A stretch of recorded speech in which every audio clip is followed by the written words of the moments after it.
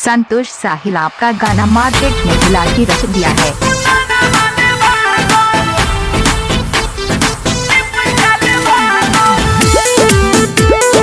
Music by Nawada. ऐसन होई विश्वास न रहे, तनिको सा हमारा के आस न रहे। ऐसन होई विश्वास न रहे, तनिको सा हमारा के आस न रहे। ऐसे लागता होई जाइब पागल, जौना छहुरी में हम रही लागल, ओकरा कुंदन वाले भागल। जौना छहुरी में हम रही लागल, कि ओकरा के दीपक वाले भागल।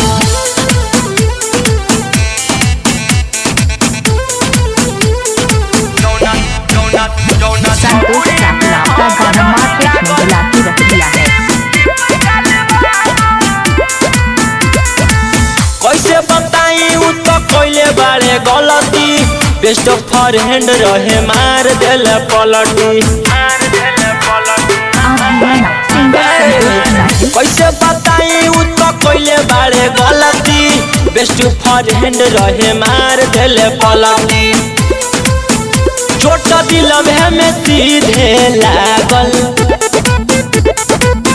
जौना छहुरी में हम रही लागल, कि ओकरा रौशन वाले भागल।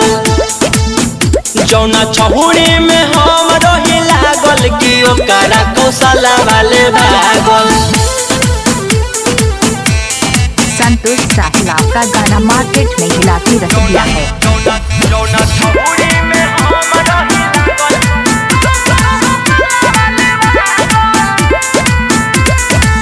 दिल में जखम दिले कोई देले घात हो, अपना पराया कोई छोड़ देले साथ हो। दिल में जखम दिले कोई देले घात हो, अपना पराया भई छोड़ देले साथ हो। किनके देले रही ओकरा छागल, जौना छहुरी में हम रही लागल, कि ओकरा सहिला वाले भागल। जौना छहुरी में हम रही लागल, कि ओकरा सुभाषा वाले भागल। ऐसन होई विश्वास न रहे, तनिको सा हमारा के आस न रहे। ऐसन होई विश्वास न रहे, तनिको सा हमारा के आस न रहे। ऐसे लागता होई जाइब पागल, जौना छहुरी में हम रही लागल, कि ओकरा के सोनू वाले भागल।